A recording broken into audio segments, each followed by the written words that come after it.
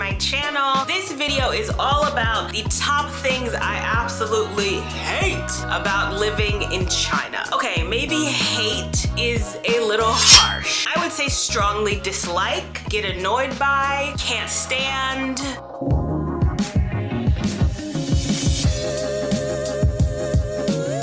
Before people try to come for me, I think that it is important to note that wherever you live, there are pros and cons. Things you love, things you hate. I could easily make this list about America, but I don't live in America right now. I live in China. So let's get into it. Lack of mental health resources.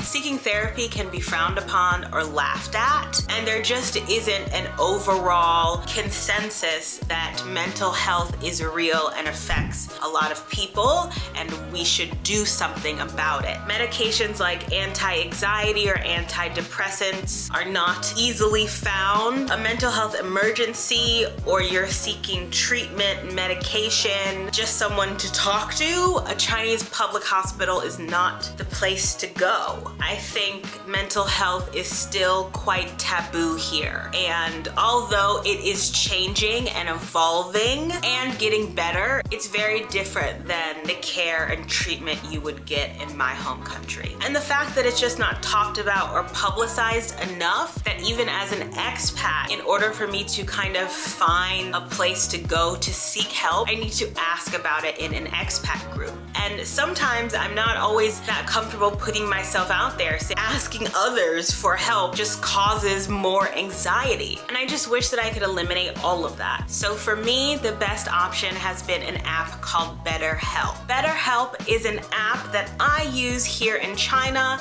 and is used worldwide that offers real licensed therapists who are trained to help and to listen to you. As an expat, I find it really helpful to talk to my therapist on BetterHelp because I'm able to express all of the feelings I've had about being here in China during COVID-19 and the anxiety that's come along with that, plus the guilt that I feel about being so far away from my family and haven't seen them for 3 years. With BetterHelp, I am able to privately have a conversation with a trained therapist of my choosing, whether it be texting through voice notes, phone calls, or video calls. It really is all at my convenience. If you are looking to prioritize your mental health and don't know where to turn, BetterHelp is a great place to start. BetterHelp offers licensed therapists who are trained to listen and help you. BetterHelp has over 200,000 therapists in their network, and they give you access to help that may not be available where you are. In order to access BetterHelp, all you need to do is download the app, fill out a questionnaire to help assess your specific needs, and then you get matched with a therapist in under 48 hours. Once you've found a match,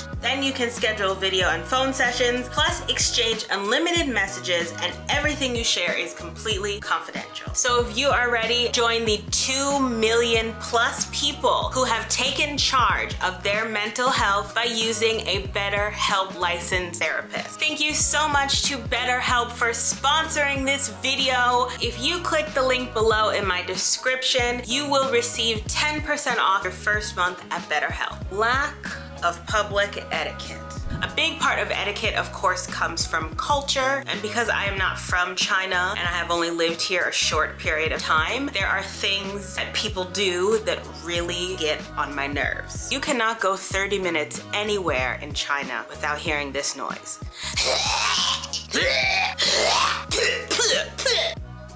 The worst sound I have ever heard, and I gag every single time I hear it, without fail. It doesn't matter. Every time I'm like, ugh, gross. I mean, I guess sometimes the pollution is to blame, or all of the smoking that people do here, and all the phlegm and the things just get stuck in your throat and you just need to get it out. But the spitting, it's really disgusting, y'all. I know that I said hate was a harsh word, but nah, I hate the spitting. I absolutely hate it. Also, Also, trying to form a single file line in this country is like climbing Mount Everest. I mean, everybody's cutting everybody. People are just bumping into you left and right. There will be this much room in front of you and someone will try to push their way through without saying excuse me or anything. There just is like no order. It's just whatever happens, happens. And also there's just no personal space. Whether you're in a line, on the subway, on a bus, sometimes people stand so close to you that you can feel their breath on the back of your neck even though they have a mask on. It's COVID times. Back up! And you know, I lived in New York City for a really long time before moving to China, and I thought that I was fine with people pushing me and bumping me. I didn't really care. But China just takes it to another level. And you know, I can't even get frustrated with the situation because the sheer amount of people. It's like, Aleese, are you really expecting for everyone to be like, excuse me, ma'am, coming through,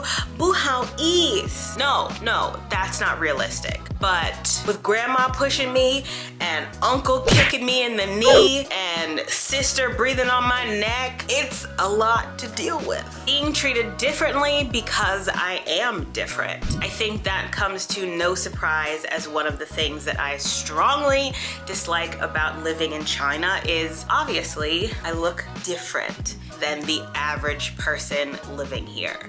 And for some people, that becomes a spectacle. It's the stares, it's the pointing, it's the yells, it's the touching, it's the relentless questions from people who are not aware that the Chinese borders are closed and think that you literally just got off an airplane 5 minutes ago from a different country and you haven't done quarantine and you haven't been vaccinated, and now here you are spreading your germs all around their country. All of those things are highly annoying. At this point, I have been in China for a while now. I think I'm very well adjusted to how people perceive and treat me, and those types of things don't get on my nerves as much as they used to, but it doesn't mean that I enjoy them. It really bothers me when I am on vacation at a beautiful place that I paid a lot of money for, that is a tourist attraction, but yet me, the black girl, becomes the tourist attraction. And everyone wants to come and take pictures with me and stare at me and point at me like I am an animal in the zoo. I think you guys already know from watching all of my other videos that I'm very friendly, outgoing. I love to talk to people. I love to talk to strangers. I'm always down to take a photo. I mean, I think I must be in at least 1,000 Chinese family photo albums by now. Those things are fine, but it's all about the way you do it. And you just say, hey, foreigner, take a picture. No. If you're nice and you say hello and I try to practice some Chinese with you and you try to practice some English, no problem. It's fine. It's all in the approach. Here's an example of a way that some people tried to approach me and I got very, very, very angry about it. My first job in China, I was working at a training center that was in a mall, so we used the public bathrooms that everyone in the mall uses. There was lots of cleaning staff always in the bathroom. One day I come out of the bathroom stall and 5 of the cleaning men and women are lined up in the bathroom with their phones out recording me. And I'm like, what the f? And to make matters worse, I went to wash my hands and they started touching my hair. And they were just hands all up in it. Multiple hands. Somebody had gloves with that glove in my hair. I lost it. I just started yelling, get away from me, back off, leave me alone, leave me alone. Everybody in the bathroom was like, oh,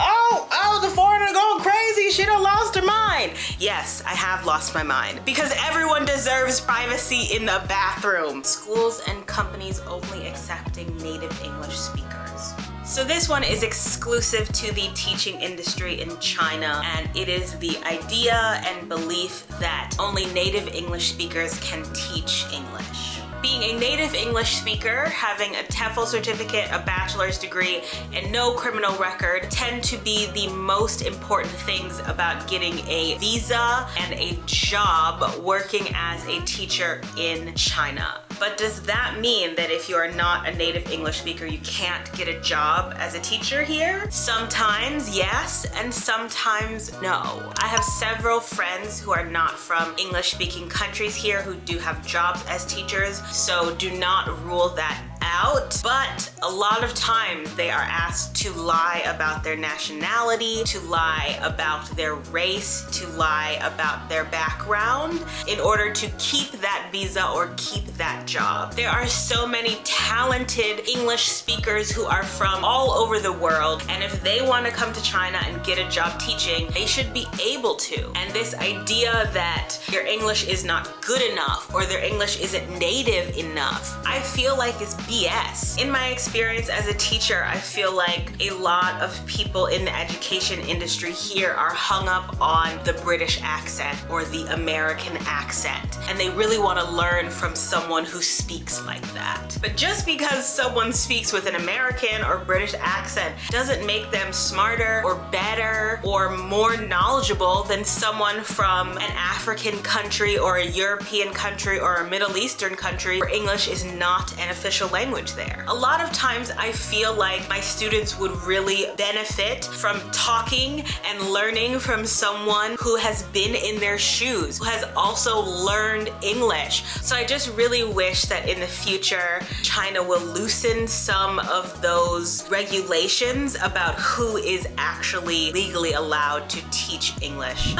Well, we have come to the end of my list of things that I hate, despise, don't like, get on my nerves, am annoyed by about living in China. First, a huge thank you to the sponsor of today's video, BetterHelp. If you are someone who is struggling and seeking therapy, then please do not hesitate to look at the link in my description box below. Also, remember that living anywhere in this world comes with its advantages, disadvantages, the things that you absolutely love and the things that you absolutely hate. So I am sorry if I offended anyone. This is just my opinion. Remember, this is my channel and I am only speaking for myself and sharing my experiences with you. So don't get too mad if I said something that you really disagreed with. Nonetheless, I appreciate you for watching. You know what it is. Aleese Lightyear, over and out.